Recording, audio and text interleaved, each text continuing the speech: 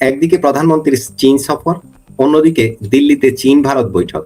চীনের কাছ থেকে 24 যুদ্ধ বিমান ক্রয় করছে বাংলাদেশ, বিপরীত দিকে রয়েছে মার্কিন বাণিজ্য চুক্তির খড়গ। আরো আলোচনা করব ভারতীয় হাই কমিশনার দীনেশ ত্রিবেদী দায়িত্ব নিয়েই দিলেন বড় ঘোষণা।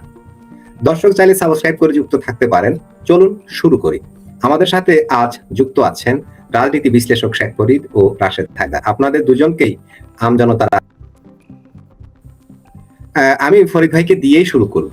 ফরিদ ভাই, প্রধানমন্ত্রী চীন সঙ্গে 14টি যুদ্ধ বিমান কেনার চুক্তি হচ্ছে বলে শোনা যায়, যেটা ভারতীয় সংবাদ মাধ্যম এবিপি আনন্দ প্রকাশ করেছে, যদিও বাংলাদেশের মিডিয়ায় এই খবরটি ফলাওভাবে প্রচার করা হয়নি। এদিকে মার্কিন বাণিজ্য চুক্তি এই কেনাকাটায় বাধা হয়ে দাঁড়াবে না তো ফরিদ ভাই? ধন্যবাদ আপনাকে, সেই সাথে আমাদের সহ-আলোচক রাশেদ হায়দার ভাই এবং আপনার আমজনতার যারা দর্শক রয়েছেন তাদের সালাম, নমস্কার এবং শুভেচ্ছা। আমি বুঝতে পারলাম না, বাংলাদেশ হলে এত মহাশক্তিধর দেশ না দেশ, তো তাদের আসলে ভয় কিসের? তারা 14টা বিমান কিনুক, 1400 বিমান কিনুক, 140টা কিনুক, বলতে ভয় কিসের? ভারতের সংবাদ মাধ্যমে আমরা শুনবো, এটা আমাদের জন্য লজ্জা পাবে। বাংলাদেশ বিমান কিনবে, এটা আমাদের মিডিয়াতে আসবে, আমাদের সিনা 56 ইঞ্চি থেকে 156 ইঞ্চি হয়ে যাবে। নরেন্দ্র মোদীর সিনা তো হচ্ছে 56 ইঞ্চি। আমাদের বাংলাদেশের ভাবির ছেলেদের, জামাতিদের, হেফাজতিদের, তারেক রহমানের বা বিএনপি জামাতের সবার সিনা 156 ইঞ্চি হয়ে যাবে। ভয় কিসের? আমি বুঝে উঠতে পারি না। যাই হোক, নিঃসন্দেহে যদি সত্যি সত্যি চায়নার সাথে বাণিজ্য সম্পর্ক গভীর করে, নিঃসন্দেহে সেটা প্রভাব ফেলবে। এই যে মুসলেখাটা আমেরিকার সাথে দিয়ে আসছে, আমরা কিছুদিন আগেও দেখলাম যে একটি জাহাজ ফেরত চলে গিয়েছে। আবার আমরা দেখেছি পুরাতন একটি জাহাজ, যেটা কেটে কুটে কাটিং করে বিক্রি করার কথা, যেগুলো 2 গুণ 3 গুণ লাভ প্রফিট হয়, সেই জাহাজটি কিন্তু ফেরত গেছে। আমরা দেখেছি। আমরা এও শুনতেছি বিশ্বস্ত সূত্রে যে রূপপুর পারমাণবিক চুল্লি যেটা আমরা কেন্দ্র করতেছি, সেটাও সমস্যা হয়ে যেতে পারে। তো যেহেতু চায়নার সাথে আমেরিকার একটা বিরোধ রয়েছে, আর চুক্তিতে তো লেখাই আছে যে আমেরিকার স্বার্থ বিরোধী কোনো দেশ গোষ্ঠীর সাথে সম্পর্ক রাখা যাবে না। মাশাআল্লাহ, এখানে অলরেডি ইসরায়েল ঘোষণা দিয়েছেন, হামাস আছে। আবার আপনি চীনে গেছেন, সমস্যা তো কম বেশি হবে, তালমে কুস্ত কালা হবেই। আর আমরা দেখেছি চায়না মোটামুটি বাংলাদেশের জন্য কুফা হিসেবে পরিচিত। যেই চীনে যায় তারপরে তার চীনে টানাটানি লাগে। এটা আমরা দুষ্ট লোকেরা বলে, আমি বলি না, কারণ আমি চাই মিথ ভেঙে যাক। এই যে চীনা যুদ্ধ বিমান কিনছে বাংলাদেশ, যা 24টি কিনবে, তারপরও আবার সেগুলোর দাম নাকি একটা 700 কোটি টাকা করে। বাংলাদেশের তো টাকাই নাই, টাকা পাবে কোথায়? টাকা দিবে কি? আমি তো বুঝে উঠতে পারি না। যেই দেশের মধ্যে রিজার্ভের অবস্থা খারাপ, বেতন দিতে পারতেছে না, সরকার নিজে লোন নেয়, টাকা পাবে কোথায়? একটু আমি বুঝলাম না। আরো একটা মজার বিষয়, যে তিস্তা চুক্তির পানি বন্টনে আলাপ হচ্ছে চায়নাতে। তিস্তা নদী কি চায়নাতে? এটা তো আমি জানতাম না, আমি আজকে জানলাম আর কি। আমি নিউজ পড়ার পর জানলাম যে তিস্তা নদীর বর্ডার ভারতের সাথে নয়, এটা চায়নার সাথে। এটা আজকে জানা হইলো আমার আর কি। যাই হোক, ভূগোল জ্ঞান হয়তো আমার কম, তাই এটা জানলাম। মানে আমার সাথে ঝগড়া হইলো নোয়াখালীর লোকের। তো নোয়াখালী আমি জমি কিনেছি, সেখানে যদি আলোচনা করে মীমাংসা না করি, তো আমার বরিশালের লোকজন আমার বরিশালে গিয়ে যদি আমি হায়দ্রাবাদের সাথে চুক্তি করি যে আমার তো ভাই জমিটা এই সমস্যা, তো হবে না তো ভাই। বা আপনার মাইজ দিতে আপনার সাথে আমার জমির আইন নিয়ে ঝগড়া, সেটা যদি আমি ঢাকার নারায়ণগঞ্জে বৈশা ফয়সালা করি, হবে না? আপনার সাথেই করতে হবে, মাইজ দিতে সেখানেই করতে হবে। আমরা বুঝে উঠতে পারতেছি না আমাদের বাংলাদেশ কোন দিকে যাচ্ছে, বাংলাদেশ সরকার কি চায়, বাংলাদেশ আদৌ আমাদের বাংলাদেশ আছে কিনা। একদিকে আপনি আমেরিকার সাথে চুক্তি করেছেন, তাদের আমেরিকা থেকে আপনি মুরগির নারী ভুড়ি পর্যন্ত কিনবেন। সেখানে লেখা আছে, আবারও বলি, সেটা হলো যে আপনি কোন অবস্থাতেই মার্কিন স্বার্থ বিরোধী কোনো দেশ, কোনো গোষ্ঠী, তার সাথে ব্যবসা বাণিজ্য করতে পারবেন না। তার মানে আপনি ইরানের সাথেও কিছু করতে পারবেন না। বিষয়টা এরকম। তো এখন এর মধ্যে আমাদের বাংলাদেশ সরকার সেখানে গেলেন, তিনি তাকে রেড গালিচা তাকে সংবর্ধনা দেওয়া হলো, খুব ভালো খবর, কোনো সন্দেহ নাই, এটা দেশের জন্য বিরাট সম্মান বয়ে এনেছে। কিন্তু আমরা এও দেখেছি যে মালয়েশিয়ায় গেলে তাকে কে রিসিভ করেছে, আমরা এও দেখেছি চায়নাতে গেলে তাকে কে রিসিভ করেছে, এটাও দেখেছি। এতেই বোঝা যায় যে ওখানে কতটুকু মর্যাদা দিয়েছে এবং দেয়নি। তো ওই প্রসঙ্গেও গেলাম না, আমরা যেটা আছি সেই প্রসঙ্গেই থাকি, যে চীনের সাথে সম্পর্ক উন্নয়ন ঘটার কারণে বাংলাদেশে কি কি প্রভাব পড়তে পারে। প্রথমত ভারত নাকশ হবে। তো বাংলাদেশের মানুষ তো ভারতের মানে হিসাবের মধ্যেই রাখে না। তারা 7 দিনে কলকাতা দখল করবে, 4 দিনে দিল্লি দখল করবে, তাই ভারতের কথা বাদ দিলাম। কিন্তু তাদের যে খালু শ্বশুরে আমেরিকা যদি রাগ করে, তাহলে কোথায় যাবে? যে আমেরিকার ডরে জামাত ইরানের উপর হামলা করছে, আমেরিকা সেখানে ইসরায়েলের নাম নিল, আমেরিকার নাম নিতে সাহস পায় না। আমরা এও দেখেছি যে একটি মহিষের নাম শুধু রাখা হয়েছিল ডোনাল্ড ট্রাম্প। মোটামুটি ডোনাল্ড ট্রাম্পের আগমতু, গবর, মুত এগুলো পরিষ্কার করতে করতে এখন বাংলাদেশের জীবন তেজপাতা হয়ে গেছে। তারা কোরবানি দিবে তো দূরের কথা, তার জন্য ফ্যানও রাখতে হয়। আমরা দেখলাম।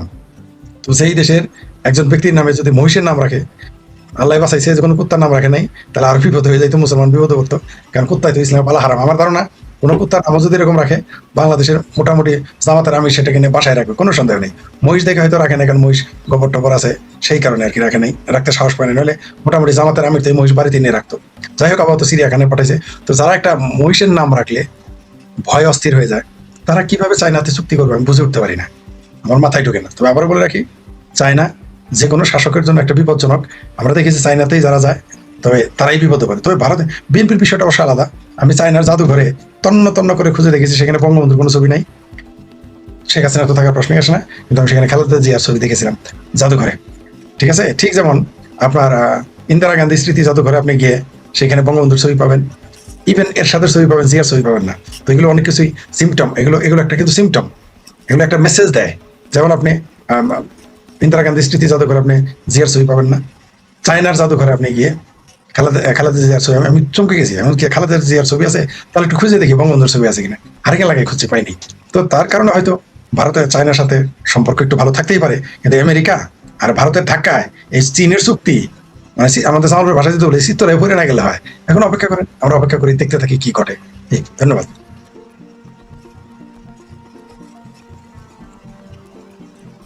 জি ফরিদ ভাই, আমি রাশেদ হায়দার ভাইয়ের কাছেও এই বিষয়ে একটু আলোচনা শুনতে চাইবো। সেটা হচ্ছে, এই যে প্রধানমন্ত্রী চীন সফরে যে যুদ্ধ বিমান কেনা হচ্ছে 24টা, এটা ভারতীয় সংবাদ মাধ্যম বলছে, বাংলাদেশের সংবাদ মাধ্যমে নেই। এখন মূলত যেটাই হোক, যদি এমন চুক্তি হয়, 13টা স্বাক্ষর হয়েছে আমরা যতদূর জানতে পেরেছি, সমঝোতা স্মারক। হ্যাঁ, এখন যে বিষয়টা আলোচনা সেটা হচ্ছে মার্কিন বাণিজ্য চুক্তি, একটা কিছু শর্ত রয়েছে যে মার্কিন স্বার্থ বিরোধী কোনো কিছু করা যাবে না। এই চুক্তিটি কি এই চীনের সাথে এই সব যে সমঝোতা স্মারক এবং যেসব এই যে যুদ্ধ বিমান কেনা, এগুলোতে বাধা হয়ে দাঁড়াবে কিনা? রাশেদ হায়দার। ধন্যবাদ মাসুদ ভাই, ধন্যবাদ শেখ ফরিদ ভাই বা দর্শকদের প্রিয় জিন্দাপীর যিনি আছেন, ওনার সাথে আসলে বৈশাখ কথা বলাটাও আমার সাহসে কুলায় না। তারপরও যেহেতু মাসুদ ভাই ডাকে বলতে বাধ্য হই। মাসুদ ভাই, যে বিয়ের কাবিন নামা হয় তো দেখছেন, বিয়ের সময় কাবিন নামা হয় যে মেয়ের কাবিনের এত টাকা দিবেন, তারপরে এই করবেন সেই করবেন, এই তো বিশাল কাবিন নামা। তো বিয়ের পরে হঠাৎ করে এই 10 বছর পরে শ্বশুর বাড়িতে গেছিল বউ নিয়া জামাই, তখন জামাইরে জিগাইলো, কি জামাই 10টা বছর বিয়ে হইলো, তুমি দেখি তোমার ঘরে পোলা পাইন দেখি 11-12টা। কয়, আমি তো আপনাকে যে কাবিন নামার পরে আপনার কাছে ওয়াদা করছিলাম না জীবনে আপনার মাইয়ার পেট খালি রাখুন না, ওই জন্য বছরে বছরে ভরাই। চীনের সাথে চুক্তি 17, 18, 38টা চুক্তি হইতে পারে, পেট ভরাইয়া দিবে, কিন্তু আসলে চুক্তি কয়টা কার্যকর হবে? সর্বপ্রথম একটা জিনিস, পৃথিবীতে এমন কোনো বেকুব নাই যে 100 টাকা যাই এমন কোথাও রাখবে যেটা চুরি হয়ে যাওয়ার ভয় থাকে বা আগুনে পুড়ে যাওয়ার ভয় থাকে, কেউ রাখে না। আপনি কি চাইলে যে যেই ব্যাংক বন্ধ হয়ে যাইতেছে জানেন বন্ধ হয়ে যাবে, এখানে টাকা রাখবেন? রাখবেন। চায়না বলেন, ইন্ডিয়া বলেন, জাপান বলেন, আমেরিকা বলেন, সবাই পয়সা কখন দেয়, ইনভেস্ট কখন করে, যখন স্থিতিশীলতা থাকে। আওয়ামী লীগ আমল প্রচন্ড খারাপ ছিল, আপনাদের মতন আমিও মানিয়ে নিলাম, বঙ্গুদের মতো খুব খারাপ ছিল, একেবারে যা যা আছে সব। কিন্তু গত 15 বছর এক হাতে এক মহিলার শাসনের কারণে দেশ স্থিতিশীল ছিল, নো সুদূর বুদুর, যার কারণে সমস্ত ইনভেস্ট আসছে। কারণ ওরা অন্য দেশের সরকার দেখে না, এখানে দিলে আমি 10 বছরের ভিতরে আমার টাকা লাভ সহ তুলে নিয়ে যেতাম। এখন যে সরকার, তা তোরা জানে যে যেহেতু আপনারা কইতেছেন যে আওয়ামী লীগ নাই, কিন্তু আওয়ামী লীগ নাই কই আবার সেনা নামাইতে হয়, ওই আওয়ামী লীগ নিঃশেষ, এরপরও প্রতিদিন আপনারা ধরতে হয় আওয়ামী লীগ। তো 6 কোটি লোকের আলাদা রাইখা দেশ অস্থিতিশীল রেখা কোন বেকুব আছে যে ওইখানে পয়সা ঢালবো আপনাকে উন্নয়ন কর্মকাণ্ডে? এখন আমার ভাই যেটা করলো, 700 কোটি টাকা করে এক একটা বিমান, তো 14টা বিমানের যে হিসাব আসে তাতে $1.36 বিলিয়ন, নিয়ারলি একটা $2 বিলিয়ন বিমান। তো ভাই বললেন যে, ফরিদ ভাই বললেন যে ইন্ডিয়ান পত্রিকায় পাইছে। তবে আমি বাংলাদেশের আরেকটা নিউজ চ্যানেলে একটা খবর দেখছি, তারা বলতেছে যে বাংলাদেশ 14টা না জানি 24টা বিমান কিনতেছে, এগুলা ভারতের রাফায়েলের চেয়ে উন্নত। ভাই আমি তো অবাক হয়ে গেলাম, 700 কোটি টাকা দিয়ে। হ্যাঁ, ভারতের রাফায়েল। ভাই কিন্তু ভারত রাফায়েল বানাইলো কবে? ভারতে তো রাফায়েল নাই, রাফায়েল তো ফ্রান্সের রাফায়েল, যেটা টক্কর দেয় আমেরিকান বড় বড় ফাইটার জেট গুলার লগে। সেখানে ভারতের রাফায়েল কেমন হলে, এইটা যেমন একটা বুঝলাম না যে এটা কোন কারণ। আর ফরিদ ভাই তো কইছেন 24টা কিনবেন আর 34টা কিনবেন, বুক ফাটায় বলেন না ভাই, মাইক লাগাই দেন মসজিদে মসজিদে যে আমরা কিনতাছি 24টা 34টা, আমরা আজকেই জামুকা দখল করতে। কিনেন, আমেরিকার লগে একটা চুক্তি আছে যে তোমার বউ আমার বউ, আমার বউ আমার বউ, আমেরিকার লগে চুক্তি। আমি যারা শত্রু মনে করব সে তোমাদের শত্রু, আমার মিত্র তোমাদের মিত্র হবে, কিন্তু আমি চাইলে রাশিয়ার তেল তোমার কিনতে বলতেও পারি, নাও বলতে পারি, তবে আমি যা যা নিবো রাশিয়া থেকে সেই দিকে চোখ দিতে পারবা না। রাশিয়া লাগে ব্যবসা আমেরিকার চলবে, তাতে সমস্যা নেই, কিন্তু তোমারে বলছি না না। এখন যে অ্যাম্বাসেডার সাহেব আসছেন, উনি তো ওই যে বিয়ার কাবিন নামা করে রয়েছেন না, চায়না থেকে দূরে রাখুন, ওই রাখুন সেই রাখুন, উনি এখন কি করবেন? কাবিন নামা ফলো করবেন নাকি অন্য কিছু করবেন? এটা হচ্ছে প্রথম কথা, যে কোনটা ফলো করবেন কিনা। আইলেন এখন, ওই যে দাদাই কইলো যে আনতে তো গেলেন, আইবনি। খালেদা জিয়ার ছবি হয়তো দেখে আসছেন ফরিদ ভাই, ওখানে ওই বিভিন্ন জায়গায় আছে, তো এটা নিতে পারে। এখন ঘটনা হচ্ছে যে আপনি মালয়েশিয়া গেলেন, মালয়েশিয়াটা নিল কে? ওইটা কি চায়না নিচ্ছে বলে মনে হয় না? চায়না তো করাইতে পারে না যে ঠিক আছে তুমি মালয়েশিয়া হইয়া এইদিকে আসো, কারণ মালয়েশিয়া লাগে চায়না একটা ভালো আন্ডারস্ট্যান্ডিং আছে, এই কারণে আমেরিকা কিন্তু মালয়েশিয়ার উপরও খেপা। সুতরাং এখন দেখতে থাকেন যে আসলে আমেরিকা কি খেলাটা খেলে। ভারত কিছু খেলবে না। ভারত কি, ভারত মাথা খারাপ। 34টা আসবে, রাফায়েলের চেয়ে শক্তিশালী। 34টা মনে হয় আগামী সপ্তাহে চলে আসবো। রাফায়েল আছে মাত্র 5টা না 8টা, আগামী জুম্মাবারে চলে আসবো, আগামী সোমবারে চলে আসবো। সুতরাং আমরা ব্যাপক শক্তিশালী। এমনি আমাকে রাঙ্গামাটি ফাঙ্গামাটি সব গেছে গা, কারণ আমরা ব্যাপক শক্তিশালী। সুতরাং দেখেন একটা সপ্তাহ স্যার আসুক, দেশে ফিরে আসুক, স্যার কি কি নিয়ে আসে। মালয়েশিয়া থেকে তো স্যার অনেক কিছু আনছেন অলরেডি, আনছেন না? বিরাট কিছু। হ্যাঁ, মালয়েশিয়াতে তো বলেই দিচ্ছে যে মানে আমাদের ভিসা লেস ঢুকতে দিবে, একদম ভিসা ছাড়া, খালি যাবেন আর কাজ করবেন, পয়সা কামাইবেন। প্রসব করছে মালয়েশিয়া। আর চায়না থেকে আসলে কি কি আনে এটা বাংলাদেশ মিডিয়া বলে না কেন? জি, এটাতে ওয়ান্ডারফুল ডায়মন্ড টুথ পাউডার, এটা অ্যাডভার্টাইজ দেখতাম। তো ওই রকম কি আছে সেটা ভবিষ্যৎ বইলা দিবে, একটু ওয়েট করেন, এত বিচলিত হয়েন না, দেখতে থাকেন। ধন্যবাদ মাসুদ ভাই।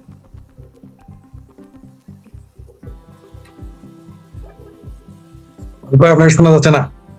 আনমিউট করেন। বুঝতে পারছি মাসুদ ভাই শুনতে পারবে না, তার আগে আমাদেরই বলতে হবে, নাহলে দর্শক খেয়ে যাবে। মাসুদ ভাই আপনার শোনা যাচ্ছে না? আমার কথা কি এখনো শোনা যাচ্ছে না? এখন শোনা যাচ্ছে। জি বলেন বলেন। হ্যাঁ শোনা যাচ্ছে, মানে আমার ওইখানে বিদ্যুৎ আমরা নিজেরাই শুরু করতাম, টেনশন করবেন না। হ্যাঁ, এই কারণে ওই একটু ডিস্টার্ব হয়। যাই হোক, যে বিষয়টা নিয়ে কথা বলতে চাচ্ছি সেটা হচ্ছে দিল্লিতে ওয়াং ই এর সাথে অজিত দোভালের বৈঠক হয়েছে। শোনা যাচ্ছে চীন ভারত সম্পর্ক স্বাভাবিক হচ্ছে। বাংলাদেশে মার্কিন আধিপত্যবাদ রুখতেই কি এই সম্পর্ক স্বাভাবিক করা?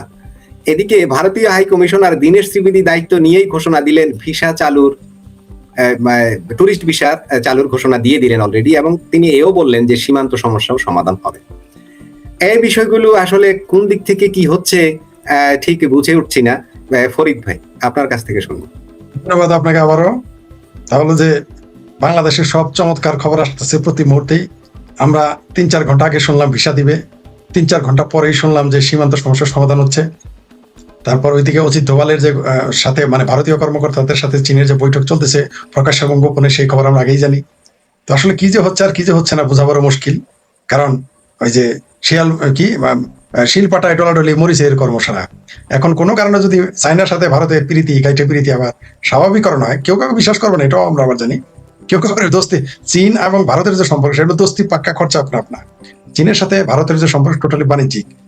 এখন যেহেতু এই মুহূর্তে বাংলাদেশের প্রধানমন্ত্রী চায়নাতে গিয়েছে, চায়না জানে ভারত এই মুহূর্তে একটু গোসা করবে, এটাই স্বাভাবিক। তাই গোসা থামানোর জন্য নিশ্চয়ই কোনো না কোনো আলোচনা হবে, যে আলোচনা কোনোদিনই তারেক রহমান সাহেব জানতে পারবেন, আমরাও জানতে পারবো না, এটাই স্বাভাবিক।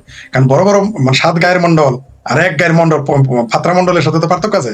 যিনি 7 গায়ের হলো 7 গায়ের মন্ডল, তারা তলে তলে কি আলোচনা করবে এটা আমরা জানতে পারবো না। তবে বোঝা যাচ্ছে যে চায়নাও চিন্তিত যে যাতে ভারত গোসা না করে, এটা আমরা বুঝতে পারছি। কিন্তু আমার কাছে আবার না, যে ভারত যে ভিসা দিল এটা আমার কাছে কেমন কেমন যেন মনে হচ্ছে। বাংলাদেশ যেমন বেশি উজাইছে, একটু আগে একটা পোস্ট দিয়েছি যে অতি বড় হয়েও না ঝড়ে ভাঙবে মাথা, অতি নিচা হয়েও না ভেড়াই খাবে পাতা। তো আমার কেন যেন এটা মনে হয় যেন বাংলাদেশ এত উজাইছে, অনেকটা এত লম্বা হয়ে যাইতেছে যে ঝড়ে মাথা ভেঙে যেতে পারে। আমার মনে হয় ভারত কিছুটা নিচু হয়েছে আমার ধারণা। এটা কিন্তু ভারতের জন্য, কারণ এমনিতেই বাংলাদেশের বাঙ্গুরা, বাংলাদেশের জামাতি হেফাজতি, পেয়ারা পাকিস্তানি, তুরস্কের দালাল যারা যারা নিজের বাংলাদেশে থেকে মনে করে তারা সব পাকিস্তানি, কেউ আরব কেউ তুরস্ক, তারা হয়তো ভাবতে পারে, এটা ভাবতে পারে। আমি বলছি না যে ভাববে বা ভারত ভুল করছে তা বলে, কিন্তু এরা ভেবে নিবে যে ভারত ঠকে গেছে। যারা নাকি বাংলাদেশ থেকে বলে যে ইরান জিতে গেছে, মানে টপ লেভেল থেকে শুরু করে পিয়ন পর্যন্ত মেরে ফেলতেছে এবং ডিক্লেয়ার দিয়ে মেরে ফেলে, তারপরেও বাংলাদেশের মানুষ বলে ইরান জিতে গেছে, তেহরানের কষাইটা জিতে গেছে। তো সেই জায়গায় ভারত যখন ভিসা দিয়ে দিল, সীমান্তের সমস্যার সমাধান হয়ে যাবে। এখন বাংলাদেশের আমার ভাবির পোলারা বলবে ভারত ডরাইছে। যদিও ভারত এখানে তার ভিন্ন কৌশল অবলম্বন করবে, কিন্তু কখনো কখনো না নিচু হতে হয় না। বেশি নিচে হলে কিন্তু ছাগলের পাতা খাবে, যেমন বড় হলে যেমন ঘাড় ভেঙে ফেলে ঝরে, তেমনি বেশি নিচে হলে আপনাকে ভেড়ায় পাতা খাবে।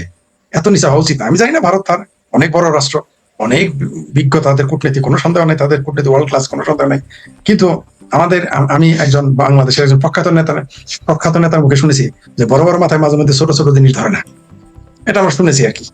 এটা বড় নেতা, বাংলাদেশের এক সময়ের সবচেয়ে বড় নেতাদের একজন, তার মুখেই শুনেছি যে বড় বড় মাথায় ছোট জিনিস ধরে না। এমন মনে হয় ভারতের মাথায় বাংলাদেশ প্রসঙ্গে ছোট বিষয় তাদের মাথায় ঢুকতেছে না। তারা আমেরিকা, রাশিয়া, চায়না, কানাডা, ইউরোপীয় ইউনিয়ন, অস্ট্রেলিয়া নিয়ে ভাবতেছে, দুবাই নিয়ে ভাবতেছে। বাংলাদেশ ছোট তো, ছোট বিষয় নিয়ে ভাবতেছে না। কিন্তু মাঝে মাঝে কিন্তু মরা শামুকে পা কাটে। ভারতের এই ব্যাপারে অবশ্যই সতর্ক হইতে হবে।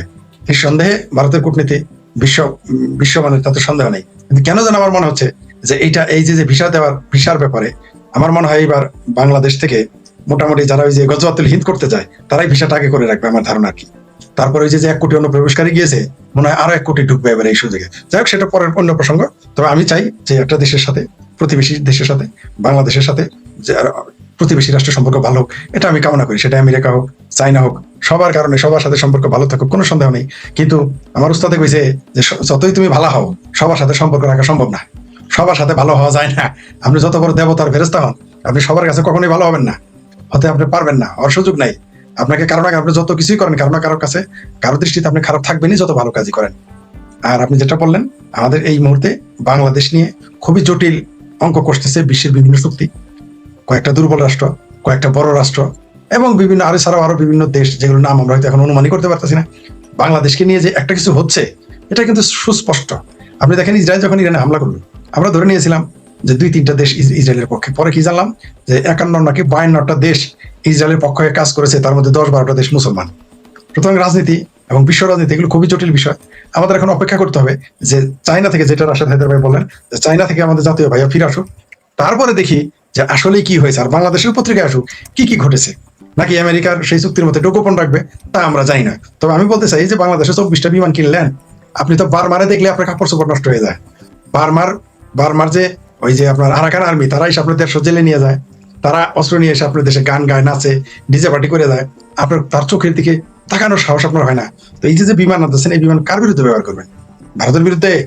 দেখেন, ভারতের বিরুদ্ধে তো বিমান দরকার নাই। বাংলাদেশের জামাত বলেছে তাদের 50 লক্ষ জিহাদি রেডি। তারপরে কোনো হাঁপানি রোগী, মৌলবী, লিল্লাখোর, তারপরে আপনার রিক্সাওয়ালা, এরা তো বলেছে 1 কোটি লোক গিয়ে ভারত দখল করে ফেলবে। বিষয়টা এরকম যে ব্রাহ্মণবাড়িয়া থেকে লোকজন এসে জামালপুর দখল করে নেবে, এরকম মনে করতেছে। অথবা জামালপুর থেকে গিয়ে গভরগাঁও দখল করে নেবে, অথবা গভরগাঁওয়ের লোক মনে করছে আর কি আমরা গাজীপুর দখল করে নিবো, অথবা গাজীপুর মনে করতেছে মিরপুর ঢাকার এক অংশ দখল করে নেবে, এরকম তারা মনে করতেছে ভারতকে। তো তাদের তো বিমানের দরকার নেই। তো আমার হাসি আসলো যে আমাদের এই বিমান কতগুলো কিনতেছে, এটা বলার সাহস আমাদের এত বড় হিম্মতওয়ালা শাসক তারা পাচ্ছে না। এটা আমার জন্য পরে আমার কাছে একটু লজ্জা লাগলো আর কি। জি, ধন্যবাদ। ফরিদ ভাই, আপনি বলছিলেন পরাশক্তি গুলোর কূটনীতির জালে বাংলাদেশ, অনেকটা এরকমই বলতে চেয়েছেন। আমরা তো এও শুনেছি যে লড়াইটা হচ্ছে বঙ্গোপসাগর নিয়ে। কোনো সন্দেহ নাই, শুধু বঙ্গোপসাগর না, মানে আপনার বঙ্গোপসাগর তো সামরিক কারণে, নিঃসন্দেহে এটা সত্য। বঙ্গোপসাগর এবং সেন্ট মার্টিন এগুলো সামরিক কারণে। আর বাংলাদেশটাকেও দরকার, কারণ এটা 18 কোটি মানুষের দেশ, এটা একটা সুপার মার্কেট। আপনি যদি প্রতিদিন এখানে 1 টাকার চকলেট বেচেন, প্রতি মানুষের প্রতি 18 কোটি টাকা। যদি আপনি 100 টাকার কাপড় বেচেন, তাহলে 1800 কোটি টাকা। যদি প্রতিদিন আপনি 1000 টাকা করে বিক্রি করেন, তাহলে এখন বুঝেন কত বিলিয়ন ডলারের ব্যাপার। সুতরাং বাংলাদেশটা একটা সুপার মার্কেটও। মালয়েশিয়াতে আমি কয়েকজনের কাছে শুনেছি, তারা ভাবতেই পারে না যে এত বড় একটা মার্কেট বাংলাদেশ। মালয়েশিয়া, চায়না না। চায়না তো আমি দেখলাম যে চায়নার লোকজন এসে ঢাকার মান্ডাতে হকারি করে, আমি নিজের চোখে দেখেছি। তাদের আমি গাজীপুর, মিরপুর হকারি করতে দেখেছি, হাতে হাতে জিনিস নিয়ে বেছে, যা বাংলাদেশের হকারি। তো মালয়েশিয়ানরা বাংলাদেশকে বড় মার্কেট মনে করে। আমি একবার মালয়েশিয়াতে গিয়েছিলাম, যে ব্যবসা বাণিজ্য তো করতে পারতেছি না, ব্যবসা করলেই লস হয়, ব্যবসার একটা চাকরি বাকরি দেন যাতে ভালো আয় করতে পারি। এই লেবারগিরি করতে পারবো, এমন একটা চাকরি যাতে ভালো আয় করা যায়, মানে একটা বিশেষ চাকরির জন্য গিয়েছিলাম। মালয়েশিয়ার লোকজন আমার কি বলছে জানেন? তোমার দেশে 18 কোটি মানুষ, একটা পণ্য বিক্রি করলেই তো তুমি মিলিয়নার হয়ে যাইতে পারো 2 বছরে, 1 বছর, সরি বলছে বছরে তুমি মিলিয়ন টাকা ইনকাম করো, ডলার ইনকাম করতে পারো। তোমরা কেন মালয়েশিয়া আসো? তুমি তো আর এই সাধারণ শ্রমিকের মতো না, তুমি কেন আসো? আমি অবাক হয়ে গেলাম, মানে মালয়েশিয়া গিয়ে জানলাম যে বাংলাদেশে মিলিয়নার হওয়া যায় বিজনেস করতে। ইভেন চাইনাতেও আমি শুনেছি, চাইনাতে গিয়েছিলাম, ওরা বলেছে তোমাদের বাংলাদেশ তো সুপার মার্কেট, তোমরা চাইলেই তো ধনী হয়ে যেতে পারো। তো এইটা বাংলাদেশ একটা সুপার মার্কেট। পাশাপাশি আরেকটা আছে যে বহু সুদূর প্রসারী পরিকল্পনার কারণে বাংলাদেশের মৌলবীদের জঙ্গিবাদে ব্যবহার করার জন্য, আর এরা ব্যবহৃত হয়েই থাকে, মানে এরা ব্যবহৃত হওয়ার জন্য রেডি। মানে এরা শুধু কি ওই যে আমাদের একটা বাংলা প্রভাব। ফরিদ ভাই, আমার একটা ছিল প্রশ্নে, এটা ছিল যে এই যে দিল্লিতে ওয়াং ই এবং অজিত দোভাল যে বৈঠকটা করলেন, এদিকে তো আমাদের প্রধানমন্ত্রী আছেন চীনে। এখন এই যে এই বৈঠকটা কি বাংলাদেশে মার্কিন আধিপত্যবাদ রুখতেই কি তাদের এই সলা পরামর্শ? কারণ এখানে মার্কিন যুক্তরাষ্ট্র প্রভাব বিস্তার করুক, এটা যেমন চীন চায় না, ভারতও চায় না। আমরা যতদূর অনুভব করি বিষয়টা এমন কিছু, আপনার কি মনে হয়? হ্যাঁ, এটা আমি ভুলে গেছিলাম বলতে, আপনি ঠিকই বলেছেন যে ভারত এবং চায়না যত বিরোধ থাকুক, তারা এখানে মার্কিন আধিপত্য মেনে নিবে না। কারণ এইখানে আমেরিকার অবস্থান মজবুত মানেই ভারত এবং চায়না অনিরাপদ হয়ে যাবে। তো বাংলাদেশকে নিয়ে তাদের যতই টানা পড়েন থাকুক, চায়না চায় বাংলাদেশ আমার পকেটে থাকুক, গরিবের বউ তো সবারই ভাবি, তাই না? গরিবের বউ তো সবার ভাবি। বাংলাদেশ নামের যে গরিবের বউটা, এটা চায়নাও পকেটে রাখতে চায়, ভারত তো নিতেই চায়। তো ভারত, তারপরেও ভারত একটু বলে যে আমরা যেহেতু দেশ স্বাধীনের সহযোগিতা করেছি, আমাদের একটু অধিকার বেশি। তারা দুইজনই টানাটানি করে, কিন্তু তার মানে এই না যে তাদের এই বিরোধের মধ্যে থার্ড পার্টি চলে আসবে। এটা ভারতও চাইবে না, চায়নাও চাইবে না। আবার আরেকটা মজার বিষয় হলো, এখানে আরো টুইস্ট আছে, আমেরিকাও চাইবে না যে চায়না শক্তিশালী অবস্থানে এখানে নিক, কারণ তাহলে আবার তার সমস্যা হয়ে যাবে। চায়না এখানে মজবুত হলে আবার আমেরিকার সমস্যা হয়ে যাবে। অর্থাৎ পুরো বাংলাদেশটা এখন মানে যে কোনো সময় আমরা বলির পাঠা হয়ে যাবো। যেমন সুন্দরবনে বাঘ ধরতে আপনি কি করেন, একটা পাঠা রেখে আসেন, অন্য কোনো প্রাণী রেখে আসেন ধরার জন্য। তো বাংলাদেশটা এরকম হয়ে গেছে, একদিকে গরিবের বউ, সুন্দরী বউ সবার ভাবিও বলতে পারেন, অথবা আমাদের কাবাব মে আমরা হাড্ডি হয়ে গেছি। হাড্ডির কোনো কাজ নাই, কিন্তু হাড্ডির কাজ কি? মাংসটাকে পুরবে, আমরা মাঝখানে জ্বলবো। হাড্ডির হাড্ডি কেউ খায়ও না, ঠিক আছে? খালি হাড্ডি কুকুরেও খায় না। তো হাড্ডির তো কোনো কাজ নাই, হাড্ডি হলো কাবাব মে, আমরা হাড্ডি হয়ে থাকবো, শুধু জ্বলবো আর জ্বলবো, পরে ফেলে দিবে। আমাদের দশাটা তাই। এখানে আরো জটিলতা, যখন চায়না আর ভারত বৈঠক করবে, তখন আমেরিকা আরো সিরিয়াস হবে। আমেরিকা চাইবে যে কোনো মূল্যে এখানে অবস্থান মজবুত করা, কারণ এরাও জানে, আমেরিকাও জানে যে চায়না আর ভারত তাকে এখানে শক্ত অবস্থানে থাকতে দিবে না। সুতরাং আমেরিকাও এখানে এই মুহূর্তে বাংলাদেশের উপরে তার অবস্থান আরো শক্ত করতে চাইবে, আরো মজবুত করতে চাইবে। অর্থাৎ আমরা কেসলি করলেই শুধু করি নাই, আমরা ত্রিমুখী বিপদে পড়ে গেছি। আমাদের অবস্থা কিন্তু খুব খারাপ, কারণ আমাদের না আছে নিজস্ব পররাষ্ট্রনীতি, আমাদের না আছে কূটনৈতিক জ্ঞান। আমাদের আল্লাহ এরকমই কূটনৈতিক জ্ঞান দিয়েছে যে আমাদের পররাষ্ট্র উপদেষ্টা এই ভারতের মতো প্রতিবেশী দেশ এখানে গেলে ঘেটি ধরে বের করে দেয়, বলে যে নিশোরি কাজে আয়া, মানে এরকম আমাদের যোগ্যতা, এরকম কূটনৈতিক জ্ঞান তো আমাদের এরকমই। তো আমরা এবার ফান্দে পড়ে যাচ্ছি। শুধুমাত্র যে চায়না এবং ভারত, আপনার কথা ঠিক যে চায়না এবং ভারত দিল্লিতে বৈঠক মানে এখানে আমেরিকার আধিপত্যকে চ্যালেঞ্জ করা। এটা আবার আমেরিকা তো আগে থেকেই জানে, কারণ আমেরিকা তো কাউকে পৃথিবীতে আমেরিকা একমাত্র রাষ্ট্র যে কাউকে বিশ্বাস করে না। ভারত বাংলাদেশকে বিশ্বাস করতে পারে, ইভেন ভারত চায়নাকে বিশ্বাস করতে পারে, চায়না ভারতকে বিশ্বাস করতে পারে, বাংলাদেশকেও করতে পারে, অন্য কোনো দেশকেও করতে পারে। কিন্তু আমার ধারণা যে আমেরিকাই পৃথিবীতে একমাত্র রাষ্ট্র, এটা আমার গত 30-35 বছরের অভিজ্ঞতায়, যে আমেরিকা পৃথিবীতে কাউরে কোনোদিন বন্ধু মনে করে না। সে নিজের যতক্ষণ আপনি ভালো করবেন ততক্ষণ তিনি প্রয়োজনে আপনারা যদি এক কাপ চা খাওয়াইলে, আপনি যদি লেবানন নিয়ে নিতে পারেন, সমস্যা নাই তো, আপনাকে চা খাওয়াবে। কারণ আসিফ মনির যে একটা জঙ্গি রাষ্ট্রের সেনাপতি, সবাই জানে ওইখানে গণতন্ত্র নাই, সবাই জানে ওইখানে আইন নাই, সবাই জানে ওইখানে মৌলবাদী রাজনীতি চলে, সবাই জানে। তারপরে হোয়াইট হাউসে নিয়ে এক কাপ চা খাওয়াই দিছে। এক কাপ চায়ের কিমতি কি দেওয়া গেল? গাজা হাওয়া, লেবানন হাওয়া, এইভাবে সিরিয়াও কয়েকদিন পর হাওয়া হয়ে যাবে। আর ভাগ্যিস এই আসিফ মনির ওইখানে আপনার হায়দ্রাবাদী বিরিয়ানি খাওয়াই নাই আমেরিকার হোয়াইট হাউসে, তাহলে মনে হয় পুরো সৌদি আরব চলে যেত, অথবা খোদ পাকিস্তান চলে যেত। যাকে অল্পের জন্য পয়সা গেছে, অদূর ভবিষ্যতে হয়তো খাওয়াবে। তবে আমরা কূটনৈতিক বেড়াজালে পড়ে গেছি, আমরা ফাঁদে পড়ে গেছি। এই ফাঁদটা হচ্ছে কবুতরের ওই যে কারেন্ট জালের মধ্যে পড়ার মতো, মানে আমাদের নড়াচড়া করার কোনো জায়গা নেই। আমরা এখানে বলির পাঠা হয়ে যাচ্ছি, সেটা ভারতের কাছে হোক, চায়নার কাছে হোক, আমেরিকার কাছে হোক, তুরস্কের কাছে হোক, বা অন্য কোনো দেশের কাছে হোক। আমরা একটা ফাঁদে পড়ে গেছি। এই ফাঁদ থেকে বের হতে আমাদের অত্যন্ত দক্ষ কূটনীতিক দরকার, অত্যন্ত দেশপ্রেমিক নেতা দরকার। এছাড়া বের হওয়ার কোনো পথ আমি দেখতেছি না। আমাদের কপালে মানে শেষ মুহূর্তে আমরা কাবাব মে হাড্ডি হয়ে যাবো। লাভ ওই চায়নার হবে, লাভ ভারতের হবে, লাভ আমেরিকার হবে, মানে ক্ষতি আমাদের। জি, ফরিদ ভাই, রাশেদ হায়দার ভাইয়ের কাছেও আসি ঠিক এই বিষয়টা নিয়ে, যে দিল্লিতে ওয়াং ই এবং অজিত দোভালের বৈঠক বেশ রহস্যজনক। এখানে খবরে যেটা আমরা পেয়েছি সেটা হচ্ছে চীন ভারত সম্পর্ক স্বাভাবিক হচ্ছে, অনেকটা এরকম, মানে তাদের মধ্যে যে সূত্রটা ছিল। এখন এই যে তারা যে বৈঠক করছে বা তারা যে তাদের সম্পর্কটা স্বাভাবিক হচ্ছে, মার্কিন যুক্তরাষ্ট্রকে ঠেকানোর জন্য এই দক্ষিণ এশিয়ায়, নাকি এর পিছনে অন্য কিছু আছে? রাশেদ হায়দার, এটা বাংলা একটা কথা আছে, শত্রু আমার মিত্র। ভারতে অজিত দোভাল এবং চায়নার যিনি বৈঠক করেছেন, উনিও হচ্ছেন যে আপনার চায়নার নিরাপত্তা উপদেষ্টা, নিরাপত্তা বিষয়ে কাজ করেন উনি। চায়নার গভর্নমেন্টের খুব হাই লেভেল একজন, সেম টু সেম অজিত দোভালের সমপর্যায়ে ওনারা বসছেন বৈঠক করতে। ফরিদ ভাই আগেই বলে দিছে যে কেন এই বৈঠক। এর ভিতরে গতকাল রাতে আরেকটা খবর আছে যে বাংলাদেশ যে ব্রিক্সে যোগ দিতে চাইছে, সেইখানে অনুমোদন পায় নাই। তার মানে ভারত বা চায়না কেউ একজন মানে নাই, ঢুকবে না। ওইখানেও তো একজন না মানলে হবে, ঢুকবে না। এখন ফরিদ ভাইও বললো যে ওই আমেরিকারে ঠেকাও, আমেরিকারে ঠেকানোর জন্য দুইজনে। আচ্ছা, আমেরিকার প্রধান শত্রুকে চায় না, কারণ আমেরিকা ভালো করে জানে যে আগামী 10 থেকে 15 বছরের ভিতরে যদি কেউ যদি ঠেক দিয়ে দাঁড়ায়, সেটা চায় না। আচ্ছা, আমেরিকাতে বিলিয়নিয়ার আছে 368 জন, চায়নাতে আছে 316 জন, মানে সর্বোচ্চ 50-60 জন বিলিয়নিয়ারের ঘাটতি আছে। এই ঘাটতি হয়তো 2-4-5 বছরের ভিতর পূর্ণ করবে, কারণ যার কাছে যত বিলিয়নিয়ার বেশি সেই বিশ্বের পরাশক্তি। তারা 100 বছর পর পর এটা চেঞ্জ হয়। একসময় ছিল ব্রিটেন, এখন আমেরিকা, আগামী 20 বছরের ভিতরে চায়নারাও দেখবে। আমেরিকার মাথা ব্যথা চায় অন্য আর কেউ না। ভারতের পাশে টানতেই হবে চায়না, কারণ সে চায়না খুব ভালো করে জানে যদি ভারত যদি আবার আমেরিকার দিকে ঝুঁকে তাহলে সমস্যা। দেখেন ফরিদ ভাই তো বললো আমাদের 18 কোটি বা 20 কোটি মানুষ, আমরা সুপার মার্কেট। ভারত কিন্তু 140 কোটির দেশ, ওইটাও সুপার মার্কেট। ওইখানেও চাইনিজ প্রচুর মাল যায়, অল্প স্বল্প মাল না। বাংলাদেশের সাথে ভারতের যে ব্যবসা বাণিজ্য আছে $14 বিলিয়ন বছরে, আমরা রপ্তানি করি 2 বিলিয়ন, আনি 14 বিলিয়ন। ভারত আবার চায়না থেকে আনে 100 বিলিয়ন, ভারত পাঠায় হতো 60 বিলিয়ন। রাইট। এই যে আপনি বাংলাদেশ তারেক ভাইয়া যে গেলেন, রাশেদ হায়দার ভাই আপনাকে একটু ডাটা দেই।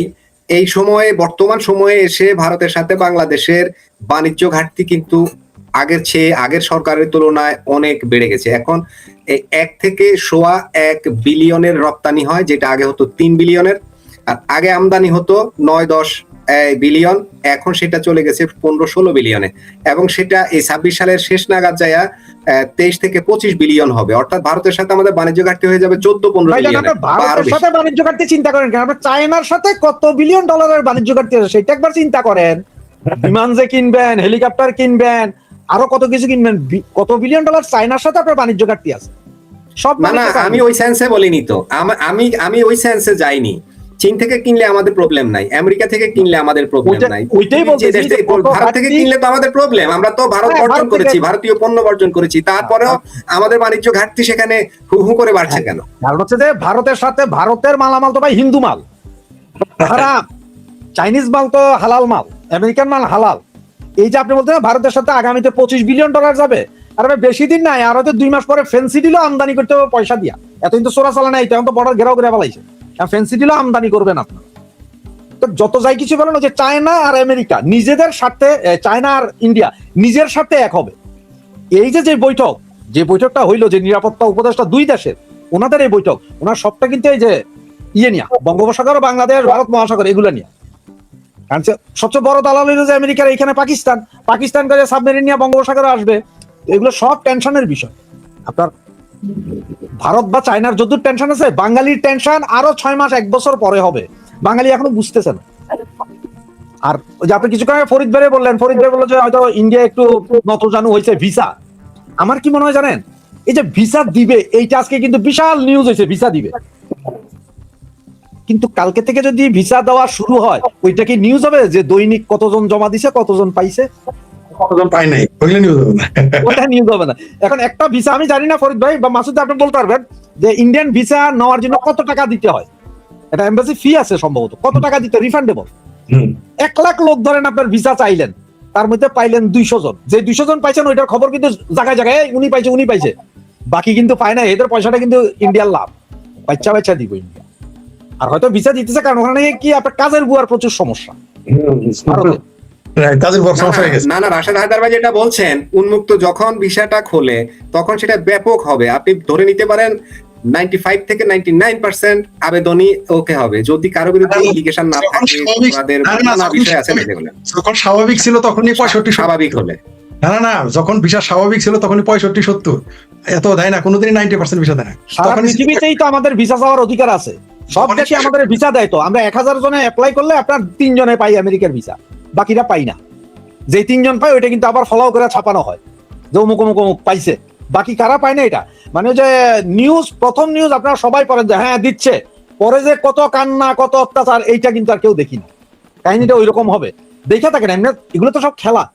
আর আপনি এতটুকু কি মনে করেন না যে অ্যাম্বাসেডারকে দিলেন রাজনীতিবিদ, ওনাকে হঠাৎ করে গতকাল রাতে কেন মন্ত্রী পদমর্যাদার করা হইলো? ভারত কি চায়? না, এটাই স্বাভাবিক, কারণ উনি কেন্দ্রীয় মিনিস্টার। সেখানে উনি আসার পরে উনি জয়েন করেননি, উনি অবস্থান করছিলেন ওই তার পদমর্যাদাটা ওকে না হওয়া পর্যন্ত তিনি জয়েন করেননি। ঠিক আছে, এটা আপনাকে কে বললো? উনি তো মাসুদ ভাই, সচিব এটা লেভেলে, আপনাকে কে বললো? মন্ত্রী তো সচিব লেভেলে এসে উনি এখানে হবে না না, না না, এটা হয় আপনাকে না কে বললো? সাধারণত, সেই এটা কারণে আপনাকে কে ওটা, বললো? হ্যাঁ, না না, এটা আপনাকে কে বললো? এটা আমাকে বাংলাদেশের কেউ প্রধান- বলেনি, এটা লজিক, এটা আমাকে কেউ বলে, এটা লজিক, কারণ উনি যতক্ষণ সেন্ট্রাল মন্ত্রী মিনিস্টার, উনি আপনি এখানে এসে যতক্ষণ সচিব হবেন central- বাংলাদেশে এসে, না এটা না তো না, হয় আপনি না। যতক্ষণ মিনিস্টার ছিলেন ততক্ষণ মিনিস্টার। আপনার এমন কোনো আইন নাই যে আপনার মিনিস্টারের পরে আপনার মিনিস্টারই চলে গেলে ভারতের মন্ত্রী তো রাজ্যপাল হয়েছে, মুখ্যমন্ত্রী না, এরকম তো রেকর্ড আছে। রাজ্যপাল হইতো আরিফ মোহাম্মদ খান, জাস্ট রাজ্য অথচ তিনি একটা মিনিস্টার। কথা আজকে মনে রাখেন, না, রাজ্যপালের অনেক বিশাল মর্যাদা, ফরিদ ভাই। ক্যাবিনেট মিনিস্টার মাসুদ ভাই ওনাকে আজকে মন্ত্রী পদমর্যাদা দিয়ে বাংলাদেশে রাখার কারণটা শুনেন, এটা বইলা দি।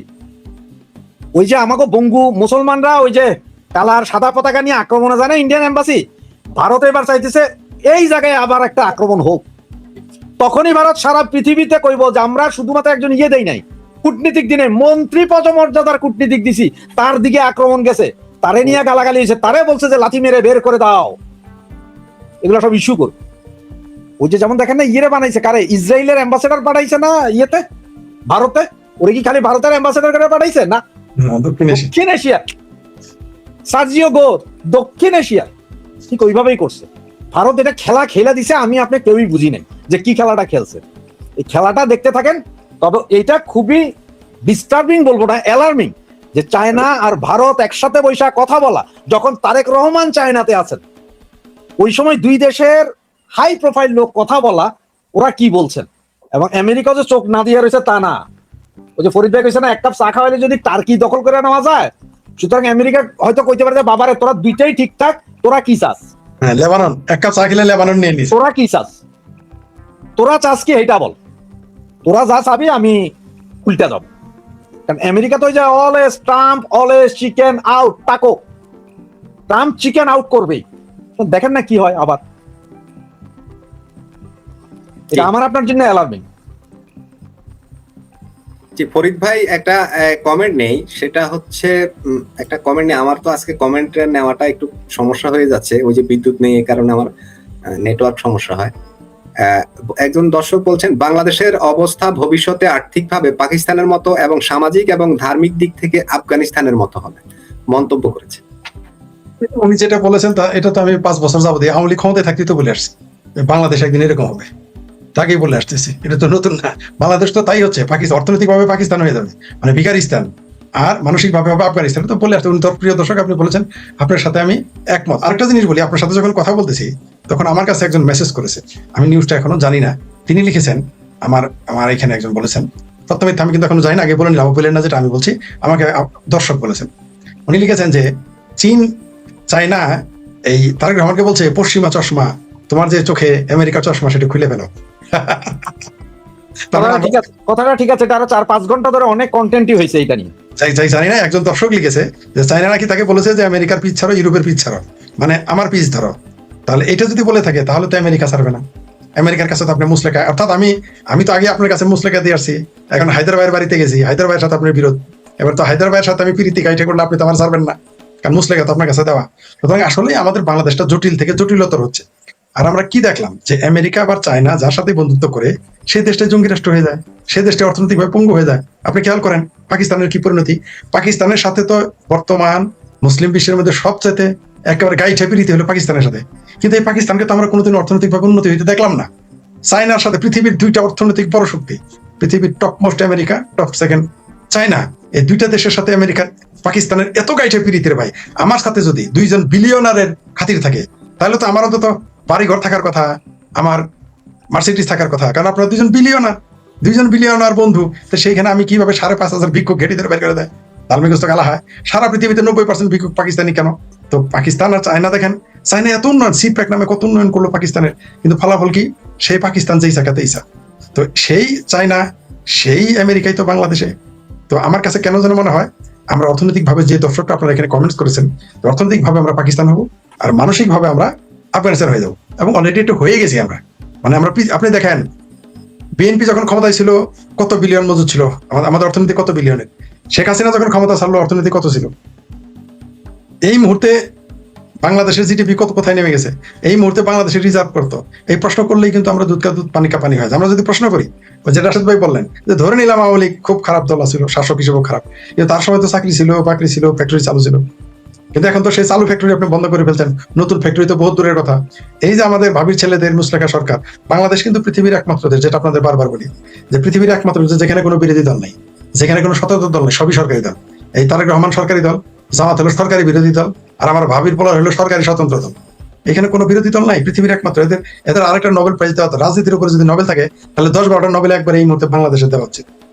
তো এই সরকার, এদের দেখেন আপনার অবস্থাটা দেখেন, এরা কি না বিনিয়োগ আনতে পারতেছে, না দেশি বিনিয়োগ তারা সৃষ্টি করেছে, না কর্মক্ষেত্র সৃষ্টি করেছে। বরং শেখ হাসিনা যেগুলো, এমনকি পদ্মা ব্রিজের পিলারের নিচের মাটি আপনাকে কামড়ায় খাইতে হইতেছে, মাটি আর দুনিয়ার কোথাও নেই। আর মাটি আর আবার আবার আমাদের মন্ত্রী মহোদয়, আমাদের বাংলাদেশের মানুষ কত বড় বোকা আর কত সুতিয়া মনে করে এদের এই মন্ত্রীরা। বলো যেখানে মাটি বেশি তাই আছে, মাটি বেশি আর কোনো জায়গা ছিল না বাংলাদেশে, ওই পদ্মা ব্রিজের পিলারের মাটি এত বেশি হয়ে গেছিল, আর কোথাও মাটি নাই। মানে এই সমস্ত উদ্ভট যুক্তি। আবার আজকে দেখলাম আমাদের বৃহত্তর ময়মনসিংহের এক জাতীয়তাবাদী এমপি বলেছেন সংসদে 50 বছর আওয়ামী লীগ ক্ষমতায় আসতে পারবে না। আমি তো বুঝতেই পারলাম না 50 বছর পর ময়মনসিংহটাই বাংলাদেশ থাকবে কিনা, এটাই তোমার সন্দেহ আছে। আর আওয়ামী লীগের চিন্তা করে 50, উনি কয়েকদিন পরে কিন্তু হারিকেন লাগায় তারা খুঁজে পাওয়া যাবে না, আমরা জানি। 5-6 মাস পরে কিন্তু তাদের কাপড় চোপড় নষ্ট হয়ে যাবে। আগামী 23 জুনের আগে এই যে নেটো বাহিনী আনতে হবে আওয়ামী লীগ ঠেকাইতে, এটা আমাদের ওই ময়মনসিংহের এমপি ভুলে গেছেন। এমন না যে আমি আওয়ামী লীগের পক্ষে বলে এটা বলতেছি, রিয়ালিটি বলতেছি। এটা হচ্ছে রিয়ালিটি। এই দেশের জনগণকে যেভাবে আপনি রেখে দিয়েছেন, বহির্বিশ্বের সাথে আপনার সম্পর্ক খারাপ, প্রতিবেশীর সাথে আপনার সম্পর্ক খারাপ, বাংলাদেশে হামাসের ঘাঁটি বলে প্রচার হয়ে গেছে, এবং তারপরেই দেখলাম আমরা কালেমার পতাকার নামে ফাত্রামি শুরু হয়ে গেছে পুরো দেশে। অর্থাৎ আপনি দাওয়াত দিচ্ছেন, আসো আসো বম্বিং করো, আসো আসো বিমান হামলা করো। ফরিদ ভাই একটু তাহলে এই প্রসঙ্গে একটু প্রশ্ন করি। আপনি যেটা বলছিলেন, আমাদের বাংলাদেশের একজন সিনিয়র সাংবাদিক, ব্লিটস এর সম্পাদক শোয়েব চৌধুরী আজ ফেসবুক একটা স্ট্যাটাস দিয়েছেন এবং কিছু ছবি শেয়ার করেছেন। তিনি বলছেন, দেশব্যাপী গত কয়েকদিন যাবৎ আল কায়দা, আইসিস এবং হামাসের হাজার হাজার পতাকা ছড়িয়ে পড়ছে। এবার রাজশাহীর মালোপাড়া এলাকায় অবস্থিত দারুল উলুম মাদ্রাসা ও এতিমখানায় দেখা গেল এই উদ্বেগজনক দৃশ্য, যেখানে জঙ্গি সংগঠনের পতাকার পাশে রাইফেল উঁচিয়ে ছবি তোলা হচ্ছে, এমনকি শিশুদেরও এসব কাজে উৎসাহিত করা হচ্ছে, যা এর আগে আমরা আইসিস কিংবা হামাসের ক্ষেত্রে দেখেছি।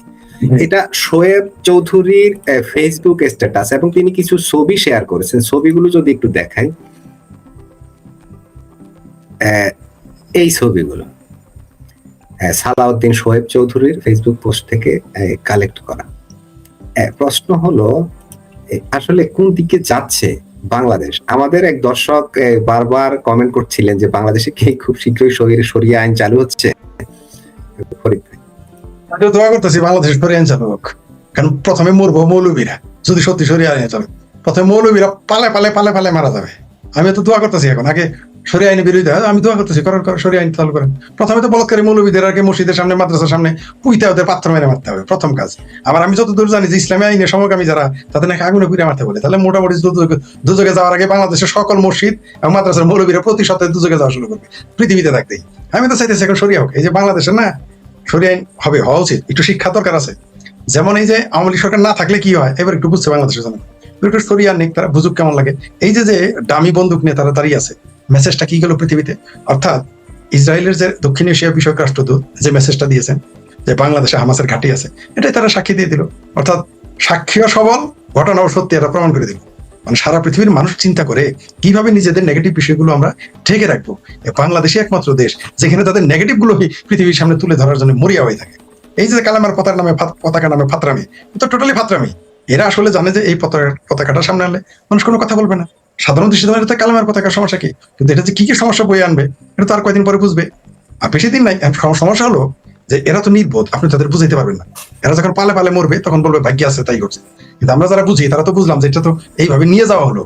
অর্থাৎ একটা মানুষ উপর থেকে ছাদে, আমরা দেখতেছি একটা লোককে ছাদ থেকে নিয়ে ফেলে দিচ্ছে, আমরা দেখতেছি, কিন্তু ভাবতেছে এটার ভাগ্য। এই নির্বোধ তো আপনি বুঝাইতে পারবেন না। এই যে পাকিস্তান আজকে প্রত্যেক শুক্রবার হলে নিজেরাই নিজেদের মসজিদ নিজেরা উড়াই দেয়। আফগানিস্তানের তো আলাপই নেই। ওই যে একটা দর্শক আপনার এখানে কমেন্টস করেছে, ওটাই সত্যি হতে চলেছে। আমরা পাকিস্তান হয়ে গেছি, এখন আফগানিস্তান হবো। ফলাফল তো এটাই হবে। আপনি যদি পাকিস্তান হন, আফগানিস্তান হন, ফল কি হবে? মান্দার গাছে তো আর আপনি আপেল পাবেন না, মান্দার গাছে তো আঙ্গুর কমলা পাবেন না, মান্দার গাছে কাটা আর পাতাটাও কাটালা পাবেন। মান্দার গাছ তো চিনে নাম করলে কাটালা পাতা, খোঁজা খোঁজা কাটা হয়, তার বডিতে কাটা, পাতায় কাটা। তো সেই কাটা আপনি বলতেছেন। তো পাকিস্তান, এটা আমাদের দেশের মানুষ এত বড় নির্বোধ যে আজকে যদি মির্জা গালিব বেঁচে থাকতো তাহলে তিনি কবিতা লিখতেন উল্টা করে, চুতিয়া কা কোই কমি নেই হ্যায় গালিব, এক ঢুন্ডো তো বাংলাদেশ মে লাখো মিলেগা। এটা বলতো। এখন বলছিল না যে চুতিয়া কা কোই কমি নেই হ্যায় গালিব, এক ঢুন্ডো তো হাজার মিলেগা। কিন্তু আজকে তিনি ওটা হাজার মিলেগার জায়গায় বলতেন যে ইয়ে লাখো মিলেগা, করোড়ো মিলেগা, বাংলাদেশের নামটা বলতো আজকে বেঁচে থাকতো। কারণ আপনি দেখেন আমাদের চোখের সামনে দৃষ্টান্ত পাকিস্তানের কি পরিণতি হয়েছে, আমাদের চোখের সামনে দৃষ্টান্ত আফগানিস্তানের সন্তান বিক্রি করে ভাত খাইছে মা বাবা। সে পাকিস্তান আফগানিস্তান হওয়ার জন্য আমরা উৎগ্রীব। এখন একটা মানুষ, আমাকে যদি রাশেদ ভাই কালকে লাঠি দিয়ে মারতে আসে আপনি ফিরাইতে পারবেন, কিন্তু আমি যদি আত্মহত্যা করতে যাই আপনি আমাকে ফিরাইতে পারবেন না, রক্ষা করতে পারবেন না। আপনি আমাকে শত্রুর হাত থেকে বাঁচাতে পারবেন, কিন্তু আমি যদি আত্মহুতি দিই আপনি আমাকে কিভাবে রক্ষা করবেন? আমার কাছে কেন যেন মনে হয় বাংলাদেশটা আত্মহত্যা করতে যাচ্ছে, সুখে খেতে ভূতে খেলে দিচ্ছে, ভালো লাগতেছে না। আফগানিস্তান দেখেও শিক্ষা পায় না, তুরস্ক দেখেও শিক্ষা পায় না, সিরিয়া দেখেও শিক্ষা পায় না, লেবানন দেখেও শিক্ষা পায় না, গাজা দেখে তো শিক্ষা পাবেই না।